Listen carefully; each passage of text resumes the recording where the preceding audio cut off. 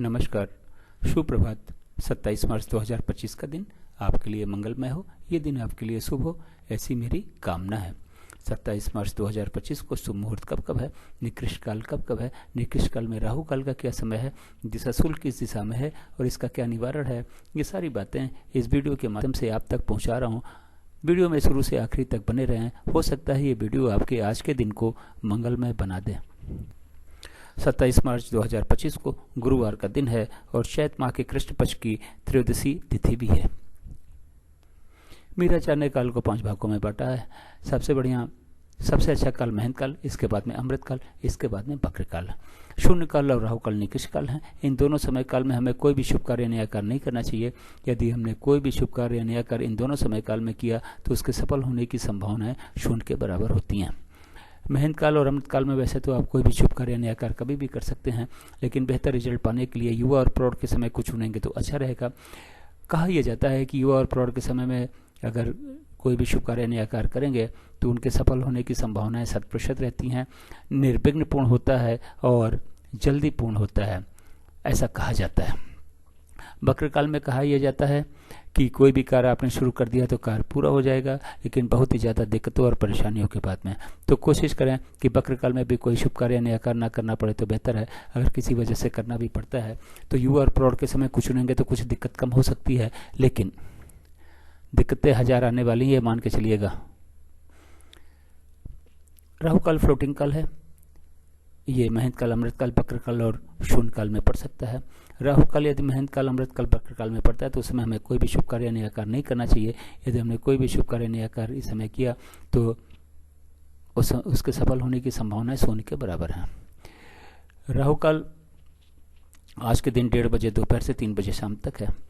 महंत काल आज के दिन 7:36 शाम से शुरू होकर 9:12 रात तक है। अमृत काल सुबह 6 बजे से शुरू होकर 8:24 सुबह तक है। फिर 10:48 सुबह से शुरू होकर 1:12 दोपहर तक है। फिर 4:24 शाम से शुरू होकर शाम को 6 बजे तक है।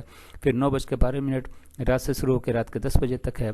फिर 1:12 रात से शुरू होकर 2:48 रात तक है। फिर 4:24 सुबह से शुरू होकर सुबह 6 बजे तक है। बक्र काल 9:12 सुबह से शुरू होकर सुबह 10:48 तक है। फिर 1:12 रात से शुरू होकर 1:12 दोपहर से शुरू होकर 4:24 शाम तक है।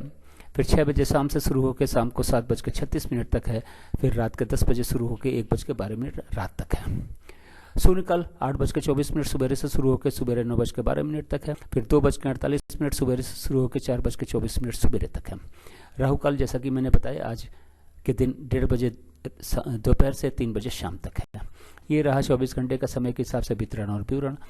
इस चार्ट को या तो नोट कर लें या तो डाउनलोड कर लें और आज के दिन के सारे शुभ कार्य, सारे नए कार्य इस चार्ट के अनुसार करें। अपने दिन को सफल बनावें, अपने सारे शुभ कार्यों, नए कार्यों को भी सफल बनावें। अब बात करते हैं कि इस चार्ट का उपयोग आप कहाँ कहाँ और कैसे कर सकते हैं। गृह प्रवेश, मुंडन, कोई नई कथा, नई हवन, नई पूजा या फिर नामकरण का शुभ मुहूर्त देखने के लिए चार्ट का उपयोग करें। शुभ मुहूर्त चार्ट में देखें और उस शुभ मुहूर्त में ही इन चीज़ों को या इन कार्यों को शुरू करें। गाड़ी खरीदने जाना है, लड़की देखने जाना है, लड़का देखने जाना है, किसी से मिलने जाना है, किसी यात्रा पे जाना है, स्कूल में एडमिशन के लिए जाना है, इंटरव्यू के लिए जाना है, एग्जाम देने जाना है, तो घर से निकलने का शुभ मुहूर्त चार्ट में देखें और उस शुभ मुहूर्त में ही घर से निकलें।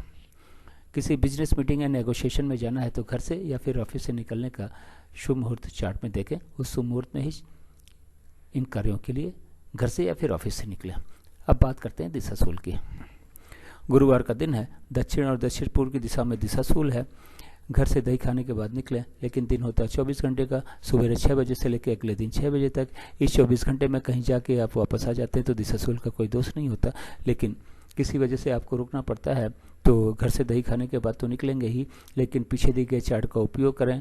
घर से निकलने का पहले यात्रा का शुभ मुहूर्त देखें, उस शुभ मुहूर्त में ही यात्रा पे निकलें और अपनी यात्रा को सफल बनावें और दिशाशूल के दोष को भी समाप्त करें। मेरे चैनल सागा ऑफ लाइफ को आपने ज्वाइन किया, इसके लिए बहुत बहुत धन्यवाद आपका। चैनल पे न हो तो सब्सक्राइब करें। सब्सक्राइब कर रखा है तो बच्चों को सब्सक्राइब कर रखा है तो आगे के अगर आपने सब्सक्राइब कर रखा है तो अच्छी बात है। धन्यवाद।